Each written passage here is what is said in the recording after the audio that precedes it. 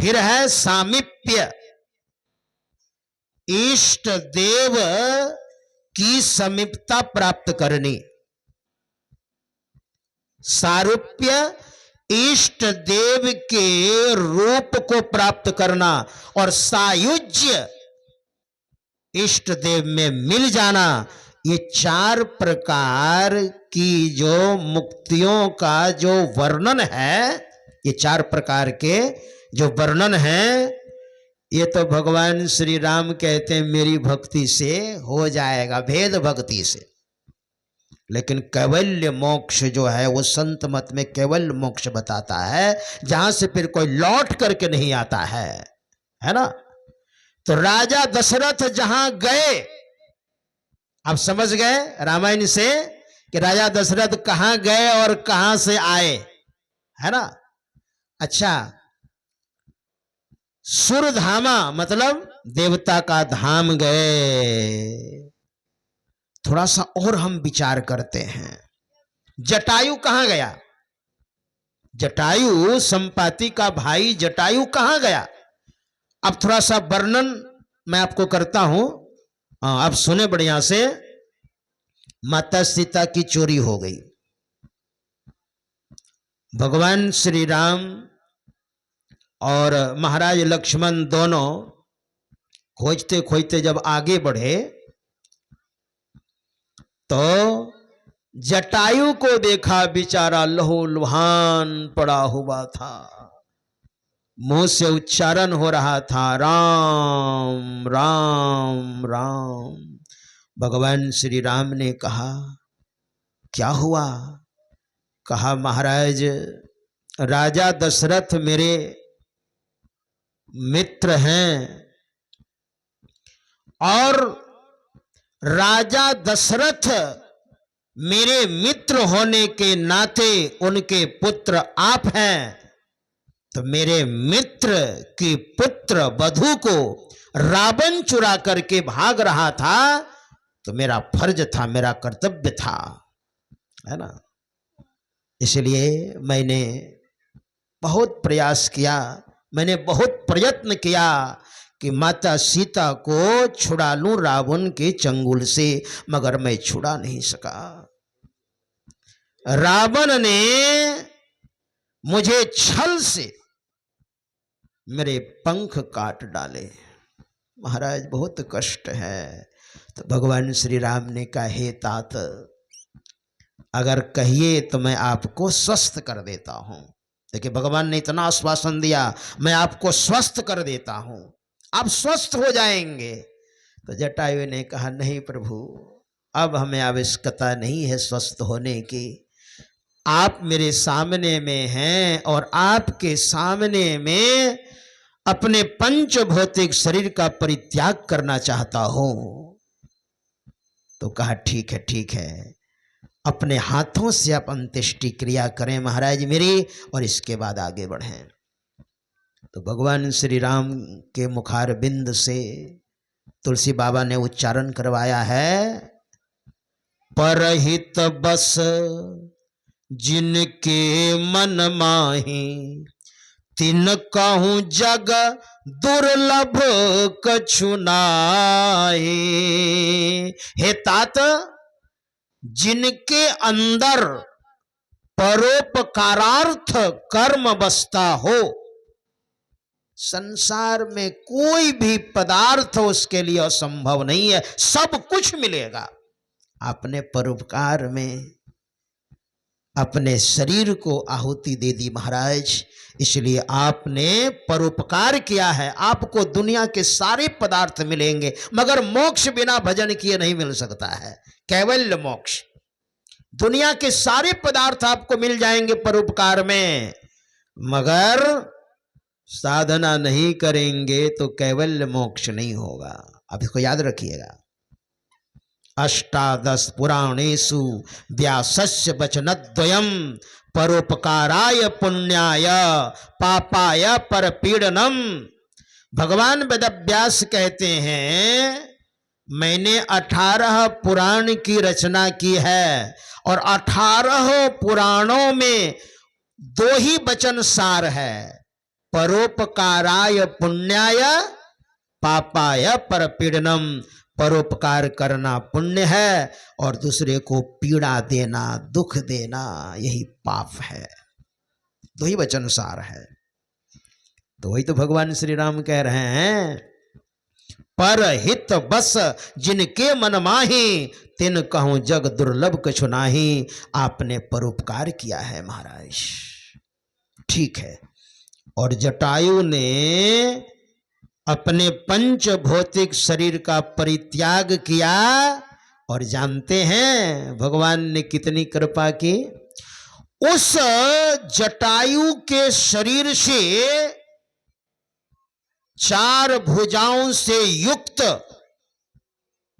दिव्य रूप धारण करके एक पुरुष निकल रहे थे।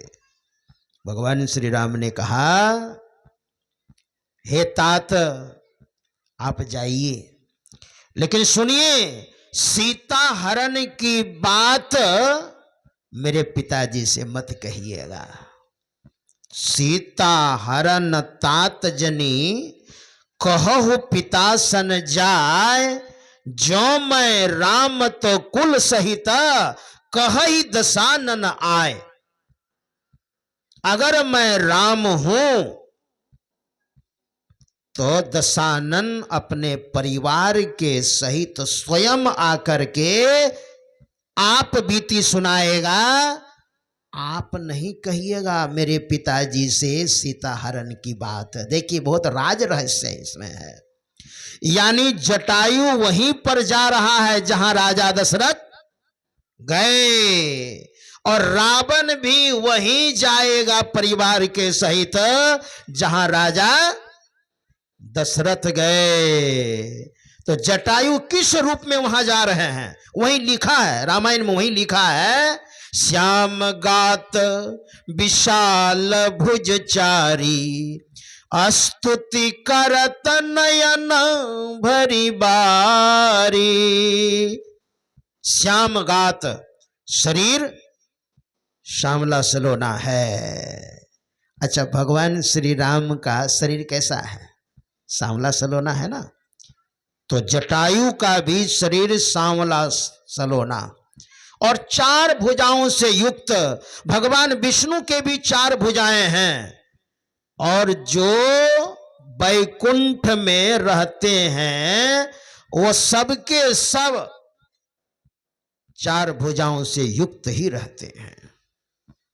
और जटायु की 4 भुजाएं, श्याम गात विशाल भुजचारी, स्तुति करत नयन भरी बारी। हे प्रभु, आपने बड़ी कृपा की, आप बड़ी दयालु हैं महाराज। गीध अधम खग आमिष भोगी, गति दीन ही जो जाचत जोगी। योगी लोग जिस पद की याचना करते हैं, प्राप्त करने के लिए दिन रात एड़ी चोटी की मेहनत करते हैं, साधना करते हैं, फिर भी बड़ी कठिनाई से वो पद को प्राप्त करते हैं। और जटायु ने क्या किया था? परोपकार ही तो किया था। वो भी क्या मांस भक्षी था, गीध अधम। गीध को तो अधम पक्षी कहा गया है, जो 80 किलोमीटर ऊपर उड़ता है, लेकिन उसकी दृष्टि इस मर्त्य लोक पर, पृथ्वी लोक पर सड़े हुए मांस पर पड़ी रहती है। वहीं से देख लेता है, 80 किलोमीटर ऊपर से। गीधई दृष्टि अपार। लेकिन परोपकार किया था, इसलिए वैकुंठ लोक को प्राप्त हुआ। 4 भुजाओं से युक्त राजा दशरथ ने कितना भजन किया था, तो वह वैकुंठ गए। लेकिन जानते हैं, हमारे गुरुदेव ने कहा, अगर वैकुंठ भी अगर मिल जाता है ना, बहुत सारे महात्माओं ने वैकुंठ को ही कैवल्य मोक्ष कहा है, लेकिन हमारे गुरुदेव ने कहा कि नहीं, भगवान श्री कृष्ण ने भी कहा है, आ ब्रह्म भुवनाल्लोका पुनरावर्ती नौर्जुन मामु पेत्तु तु कौन्तेय पुनर्जन्म न विद्यते। ब्रह्मलोक तक पुनरागमन है, भगवान श्री कृष्ण कहते हैं। और 4 भुजाओं से युक्त जो वैकुंठ जाते हैं, सबके सब वहां भगवान विष्णु के सदृश ही रहते हैं। आप पढ़िए श्रीमद् भागवत को। आप सनकम च सनंदम च सनातन्मथात्म भू सनत कुमारम च मुनि निष्क्रिया निर्ध्वरेतसः। सनक, सनंदन, सनातन, सनत कुमार, ये चारों ऋषि बराबर वैकुंठ जाते थे, भगवान विष्णु को प्रणाम करते थे, दर्शन प्रशन सत्संग करते थे।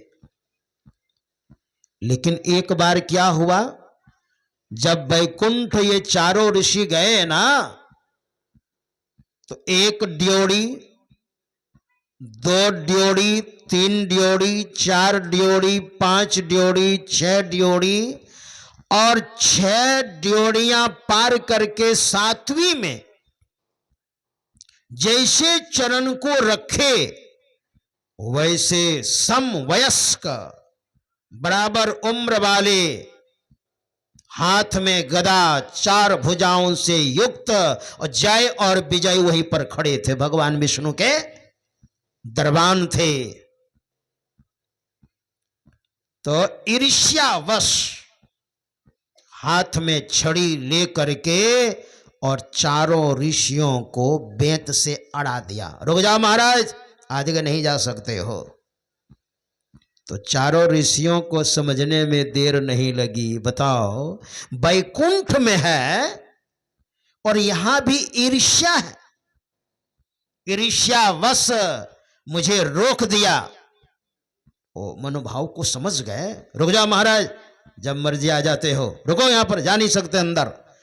चारों ऋषियों ने शाप दे दिया, तुम वैकुंठ में रहते हो, भगवान विष्णु के समकक्ष रहते हो, भगवान विष्णु के दरबान बन करके हो, भगवान विष्णु के सिक्योरिटी गार्ड हो, और तुम्हारे अंदर से यहां भी ईर्ष्या की बू आ रही है ना। इसलिए तुम यहां रहने के लायक नहीं हो, तुमने राक्षस की तरह व्यवहार किया है, तो हकीकत में तुम राक्षस ही बन जाओ। और देखिए, जो भजन करते हैं ना, साधना करते हैं, उनका शाप और आशीर्वाद होता है। ऐसा मत समझिए कि नहीं होता है। शाप दे दिया तो लग जाएगा और आशीर्वाद दे दिया तो वो भी लग जाएगा। जिनकी वृत्ति सुषुम्ना में टिकती है, साधना करते हैं, गुरु से दीक्षा लिए हैं, जप करते हैं, मानस ध्यान करते हैं, दृष्टियोग की प्रक्रिया करते हैं, नादानुसंधान करते हैं, तो वृत्ति सुषुम्ना में रहेगी ना।